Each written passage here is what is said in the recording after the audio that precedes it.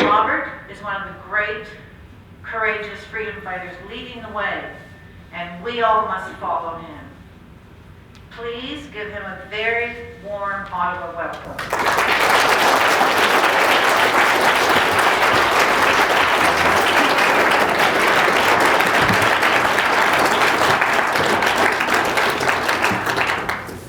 Thank you very much. Can you see me over this?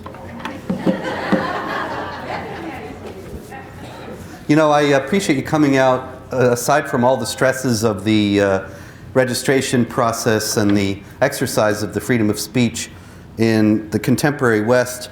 It's also a time of personal stress for me, and so I beg your pardon about that. I was just actually on the phone talking with my wife about my brother-in-law who is ill. He thinks he's a chicken, and I was saying to her, you know, we're just going to have to get him committed. And she said, well, I would, but I need the eggs.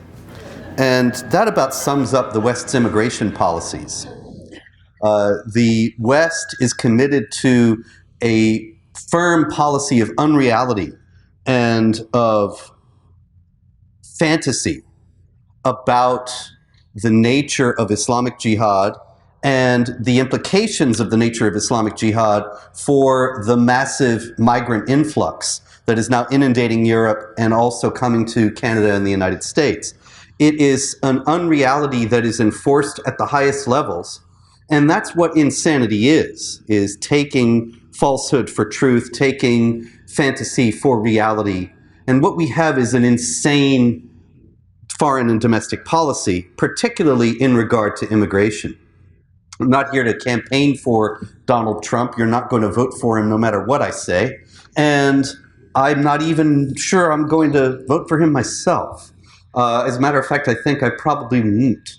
But there is a very important aspect of the controversy regarding his proposal to ban temporarily immigration from Muslim countries until he said we can figure out what's going on, by which he appears to have meant until we have some idea of a way to distinguish jihadis from peaceful Muslims among the migrants. And the odd thing that I wanted to point out to you about that controversy is that in all the inundation of vituperation toward Trump after he made this proposal, the comparisons of him to Hitler and the attempts to ban him from Britain, indeed, and so on, nobody came up with a counter-proposal. Nobody even bothered to offer one. Nobody said, well, you know, there is a problem here. There could be jihadis coming in among the migrants, so we have to do something about it.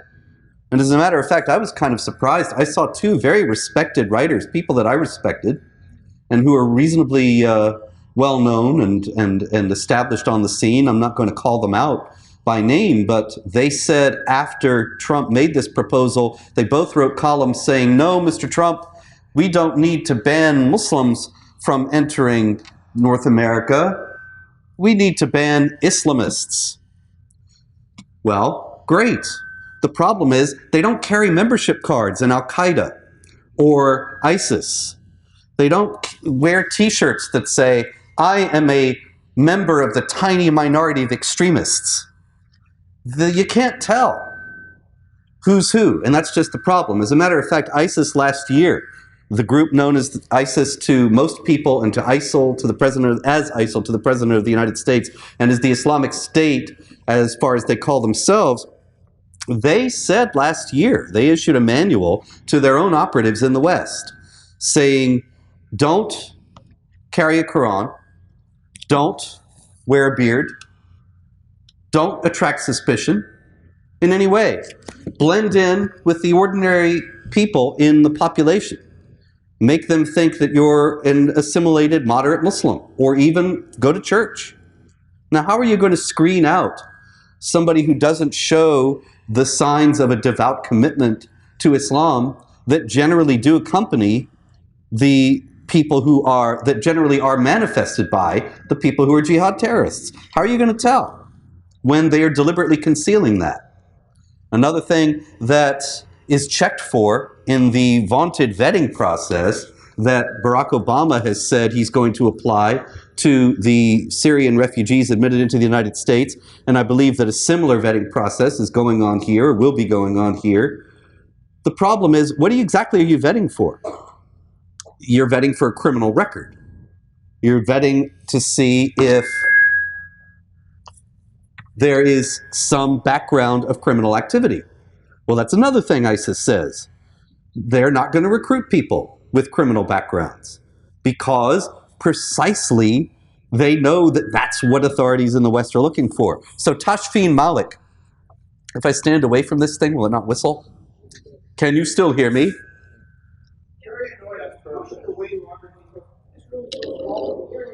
Yes.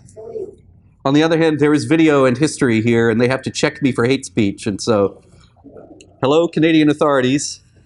Anyway, I hope this will work. The shooter in San Bernardino, Tashfeen Malik, she had passed 5 separate background checks from 5 different U.S. agencies.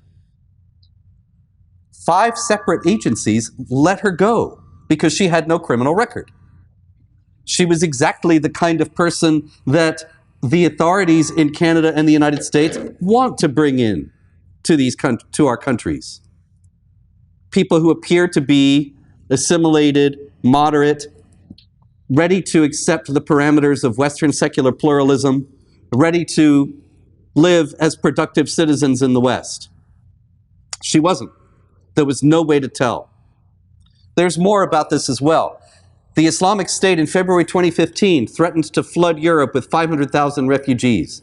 What they meant was they were going to put jihadis among the refugees, as well as overwhelm the welfare system apparatus in all the European countries and Canada and the United States simply by force of numbers. They said there would be 500,000 refugees coming. Later on in the summer, in August and September then, in fall, they started to come.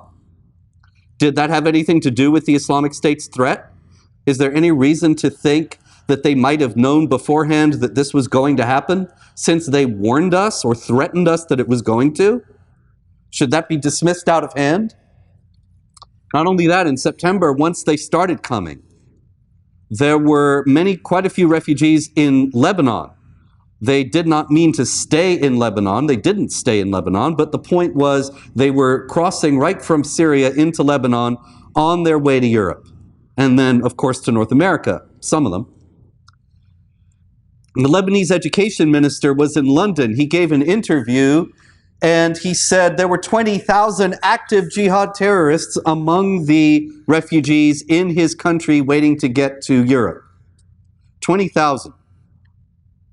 In October, the following month, two of these refugees landed in Greece and were admitted into Europe, and via the Schengen Accords, of course, were able to travel all across Europe with no passport controls, no further checking. Once they got into Europe, they were in.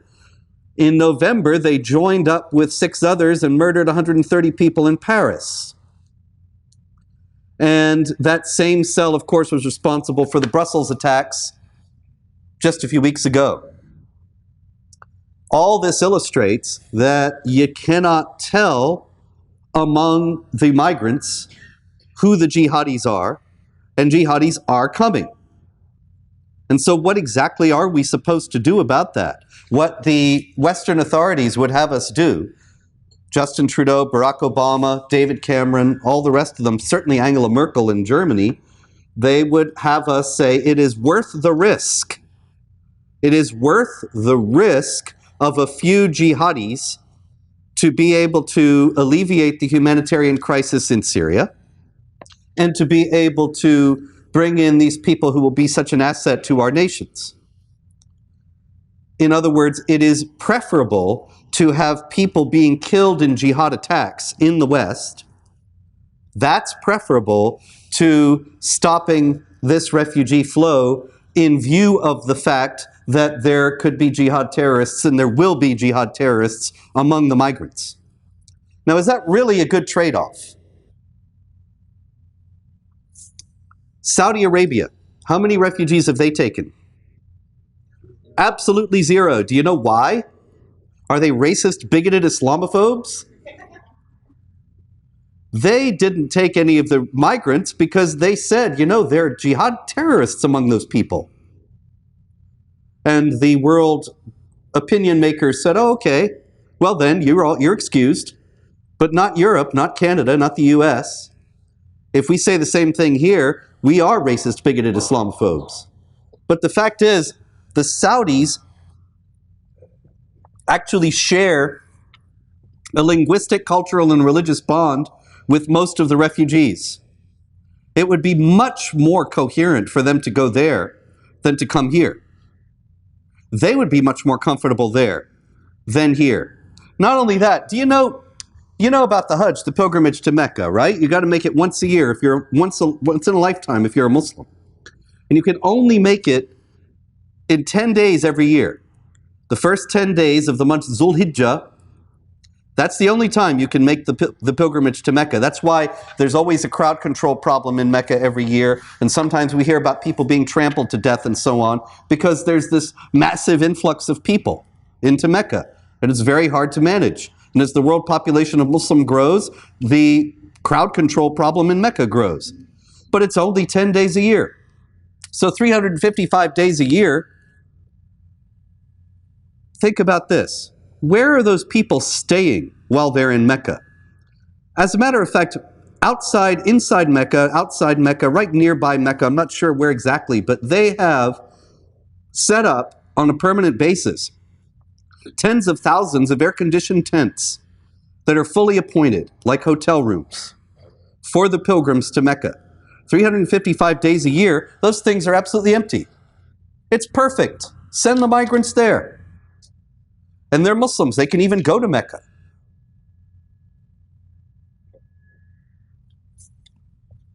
But there's a reason why this is not happening. And the reason why this is not happening is not even about the fact that there are jihad terrorists among the refugees, and the Saudis can say that, and the Canadians can't, and the Americans can't, and the Europeans can't. The reason is rooted in theological imperatives within Islam. So I happen to bring, of course, tonight my Quran. I don't leave home without it. If you can take out your Qurans, we'll turn to... So you didn't bring it? Chapter 21, verse 47. Chapter 21, verse 47 says, "We shall set up just scales on the day of resurrection, so that none will be wronged in the least. Even if it be the weight of a grain of mustard seed, we shall suffice as reckoners." Even if what be as a grain of mustard seed? Your good deeds. See, the idea is you're going to appear before Allah on the great day of judgment, and he'll have these big scales set up. And your good deeds will go on one scale, one side of the scale. Your bad deeds will go on the other. And if your good deeds outweigh your bad deeds, you go to paradise. And if your bad deeds outweigh your good, you'll go to hell. So your good deeds have to outweigh your bad deeds. Now think about how that would drive you crazy if you were a believing Muslim, or if you are.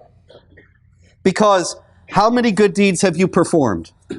How many bad deeds? How much does each weigh? And so you have no idea on this, based on this system, whether you're going to spend eternity in paradise or in hell. You have no idea. And not only that, but the Quran is full of lavish illustrations of... I feel so short back here. I'm going to move out. I feel so short everywhere, but at least I don't have something up to my eyes. I can barely see you. The problem is that hell is so lavishly described in the Quran. Allah is going to pour molten lead down your throat for all eternity. And He's going to burn off your skin. And as soon as your skin is burnt off, He'll issue you a new one so He can burn it off again. And it just goes on and on and on in the Quran. It's very lingeringly and lavishly described. And so you're reading that as a believer, and you're thinking, if those good deeds don't outweigh those bad deeds, then that's what I'm in for. Now, there are several ways out. And this is where it becomes important for unbelievers in the Quran. One of the ways out is delineated in chapter 9, verse 111 of the Quran. Paradise is guaranteed to those who kill and are killed for Allah. And that's the rationale behind the suicide bombers. You see, if you kill somebody, if you blow yourself up in a crowd of infidels, you're guaranteed paradise. You don't have to worry about the scales.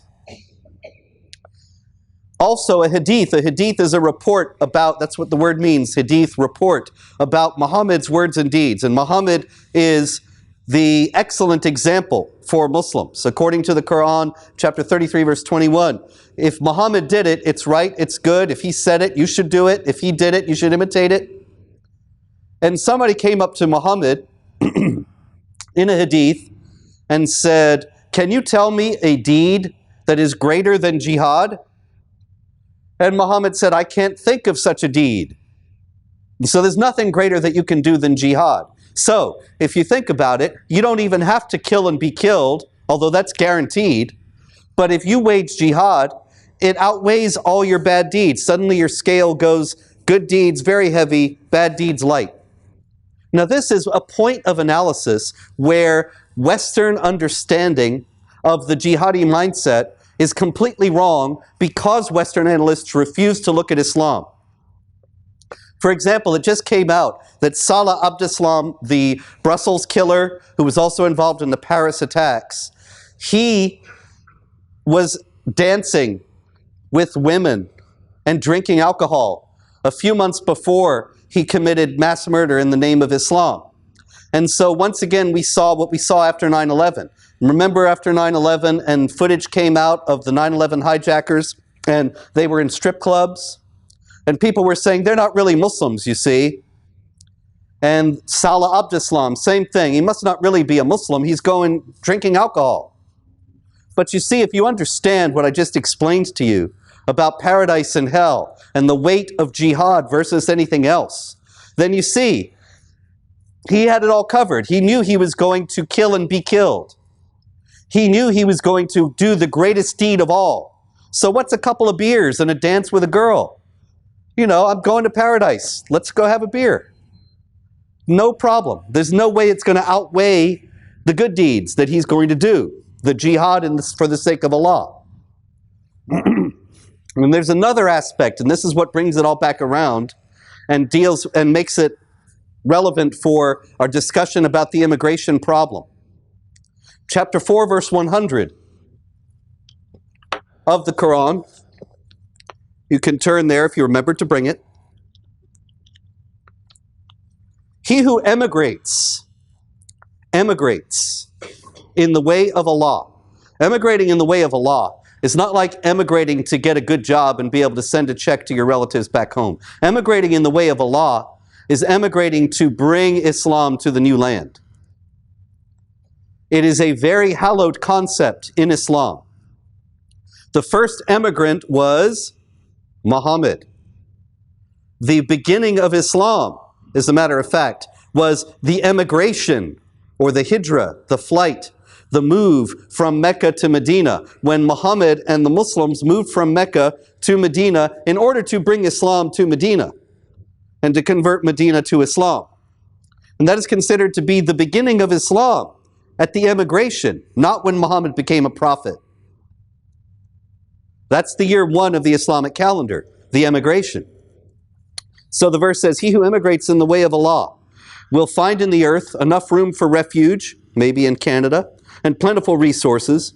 And he who goes forth from his house as a migrant in the way of Allah and his messenger, and whom death overtakes, his reward becomes incumbent upon Allah.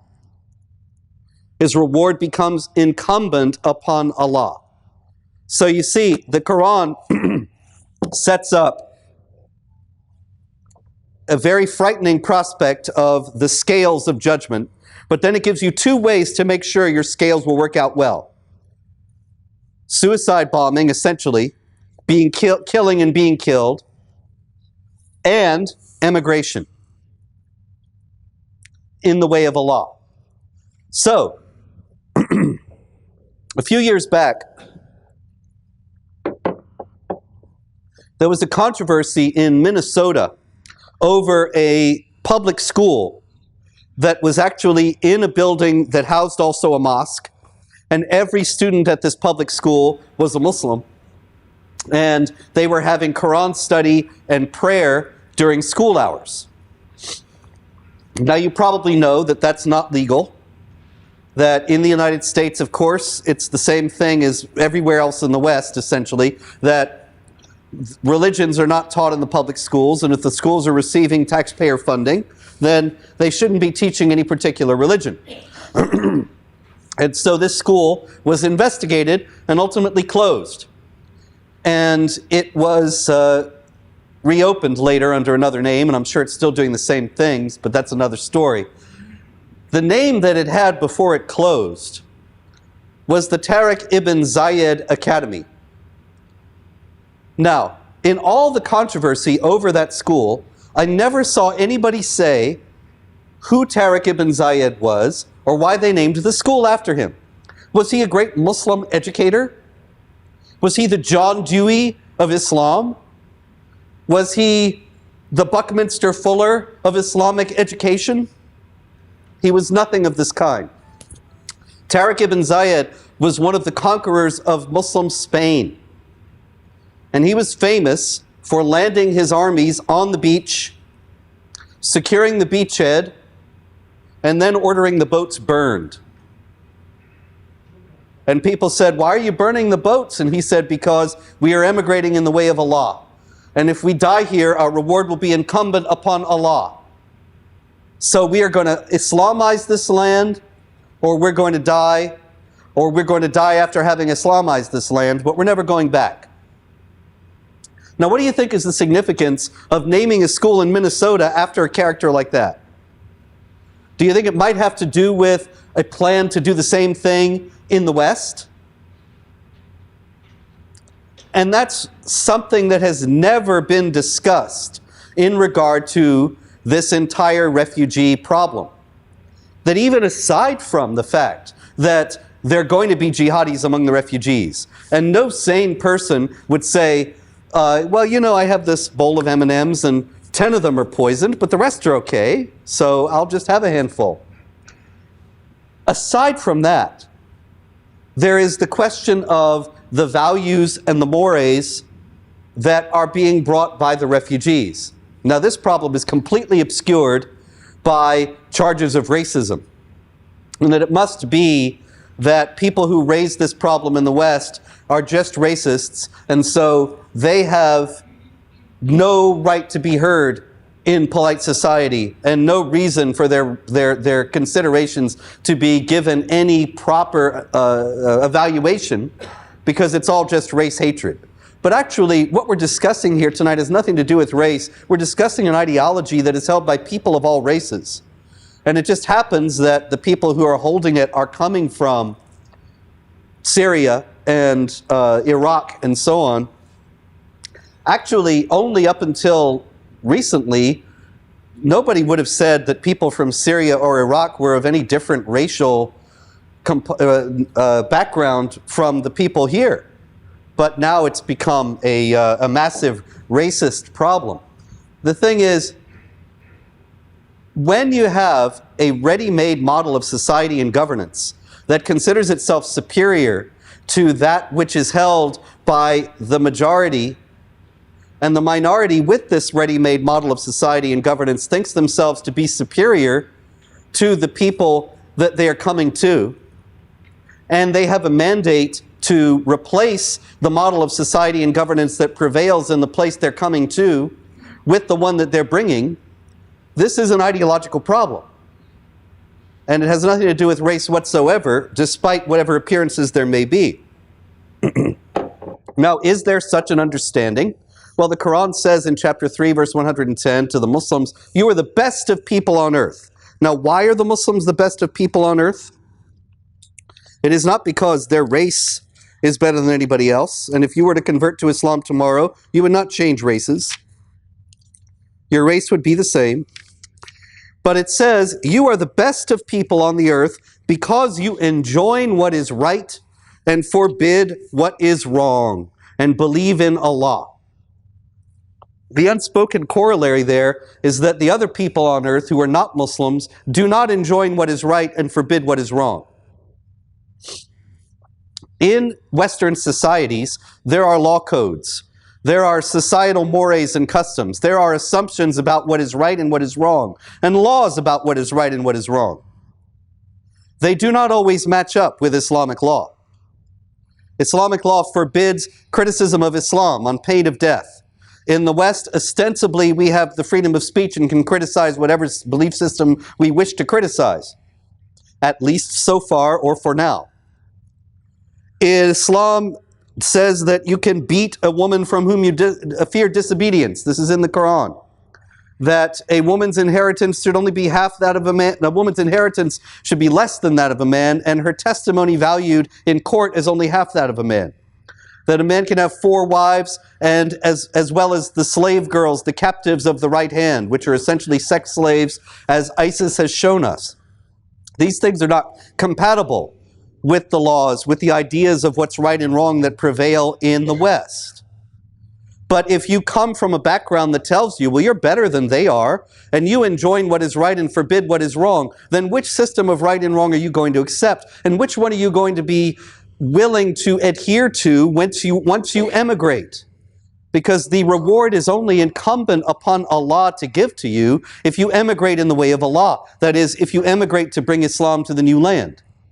While the best of people enjoin what is right and forbid what is wrong, the Quran also says that those who have disbelieved, be they from the people of the book, that's Jews and Christians primarily, so that's probably most of the people here tonight, or even if you're just, you would say, no, I'm an atheist, you're of the background, then you are Jew or Christian, or among those who associate others with Allah in His divinity, that would be anybody who believes in gods other than Allah, so that's really basically everybody else. They shall be in the fire and will remain in it. They are the most vile of created beings. So here you are, you're the best of people because you know what's right and you forbid what's wrong. And you're coming to the society of the most vile of created beings. Which law code are you going to respect?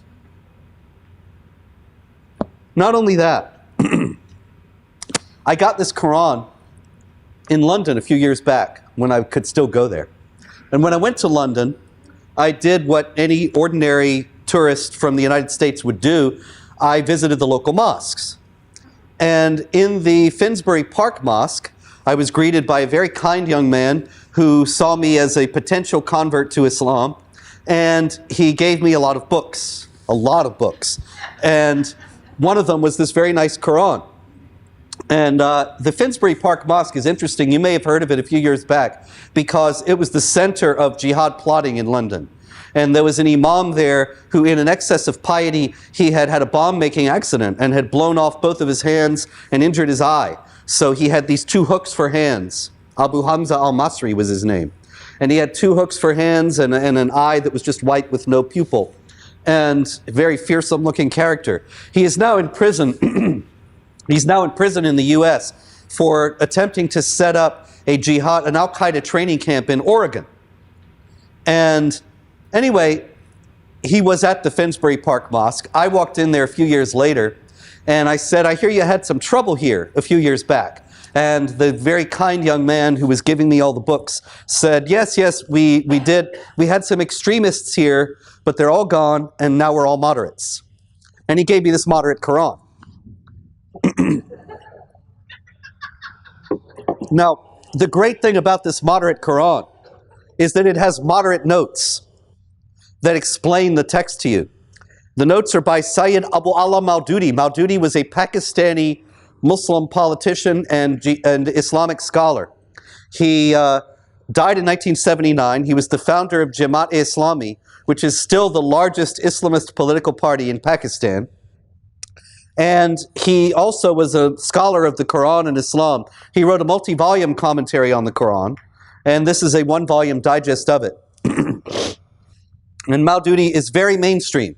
I guarantee you that if you go to your local Islamic bookstore, next time you go there, ask them for the writings of Maududi. I guarantee you they'll have them. He is completely mainstream. And he wrote moderate notes to this moderate Quran. So it's very, very important to, I carry this one around because people often say, as a matter of fact, invariably, when I quote this book, people say, well, you're taking that out of context. And I've never managed to quote the Quran in context. And I've given up trying, actually. I just let Maududi give the context. And Maududi actually is very helpful in that regard, especially when it comes to verses like chapter 9, verse 29, which says, fight against those who do not believe in Allah and the last day, and do not forbid what he has forbidden of the religion of truth, even if they are of the people of the book, remember that's the Jews and the Christians, until they pay the jizya, the tax, with willing submission and feel themselves subdued. Now, I just quoted that out of context, so let's get the context from Maududi. He says, the purpose for which the Muslims are required to fight. Oh, well, that's interesting right there. Muslims are required to fight. Not just exhorted or allowed or permitted, but required to fight. Okay? Is not, as one might think, to compel the unbelievers into embracing Islam. Okay, so that's reassuring. We're not going to be forced to become Muslim. So what are we in for? Rather, its purpose is to put an end to the rule of the unbelievers, so that the latter are unable to rule over people. Do you understand the maximalism of that statement? To put an end to the rule of unbelievers so that the latter are unable to rule over people. That is, anywhere, any government that is not constituted according to Islamic law, he is saying is illegitimate, and Muslims are required to fight against it. The authority to rule, he goes on, should only be vested in those who follow the true faith. Unbelievers who do not follow this true faith should live in a state of subordination. The unbelievers are required to pay jizya, the tax, in return for the security provided to them as the dhimmis, protected people of an Islamic state. Jizya symbolizes the submission of the unbelievers to the rule of Islam. Now, like I said, you can go into your Ottawa Islamic bookstore and you will find Maududi's writings. There he is saying Muslims are required to fight until all government is Islamic. And the unbelievers are living in a state of subordination. Historically, that prevailed throughout the Islamic empires. The great caliphates of the past always made the unbelievers live in a state of subordination. They always had to pay the tax. They had to not build new houses of worship or repair old ones, so their communities were always in decline. They had to not hold authority over Muslims, so that they were always at the most menial level, taking the most menial jobs in society that wouldn't involve being the boss over a Muslim. If a Muslim was coming down the street, they had to step off and let him pass, like in the Jim Crow South in the US. All of this was meant to enforce the state of subordination, designed to remind them every day that they were the most vile of created beings for having rejected the true faith of Islam. Now, there are tens of thousands of migrants coming to the West who will never strap on a bomb and blow themselves up in a crowd of infidels, but who do believe that that is the book of Allah, the perfect and eternal book that was delivered in perfect form to Muhammad and is valid for all time. And they do believe that they will be rewarded by Allah for emigrating in the way of Allah, and that it's their responsibility once they are here to replace the government of the most vile of created beings with the government of the best of people who enjoin what is right and forbid what is wrong. Now, what are we supposed to do about that? We're supposed to say it's racist to oppose this and be quiet. That is the only solution that has been offered by the Western political and media elites. As to the problem of societal upheaval that they are visiting upon us in this regard, they have nothing to say except that it will not happen and cannot happen, because They assume that Islam is a religion of peace that does not teach the things that I just read you out from the Quran and then from Maududi's commentary. Unfortunately, I didn't print that book myself. And that verse about making the people of the book pay the jizya with willing submission and feel themselves subdued is in every Quran in the world. Maududi's commentary is mainstream and is echoed by thousands of other Islamic scholars. So what we are doing is importing a massive population of people, among whom there will be many, not all of them of course, because no group is unanimous in mind, and among Muslims as much as among everybody else, there are people who will call themselves Muslims, but they're really rather sick of it and they don't really want to have anything to do with it, or they're just not interested in it and they're not devout. But there will be many who are coming here with the goal of imposing their own values and mores and standards, including the devaluation and dehumanization of women, the institutionalized discrimination against non-Muslims, the extinguishing of the freedom of speech. All these things have to be brought into the public discourse. For whatever his faults, and they are many, Donald Trump, whatever they may be, Donald Trump is to be commended at least for advancing the public debate in that regard and making it possible to discuss these things in the public forum to at least some degree. But the universal excoriation that was heaped upon him is not a good sign, although it was entirely to be expected. For whatever reason, the Western political and media elites are unanimous in thinking that this is all going to be very good for us and nothing is going to go wrong. The thing that they have against them is not an alternative media source. We don't really have that except in small pockets on the internet. And it's not a viable political force against them, although I do think that could coalesce rather quickly, because the main thing they have against them is reality. The force of events is going to make it clear that we were not fear-mongering and not being racist, but telling the truth about a real threat. And the more that that threat advances and meets with success, the more the people who would be willing to come to a talk like this tonight will double and triple and quadruple, and the more people will take action.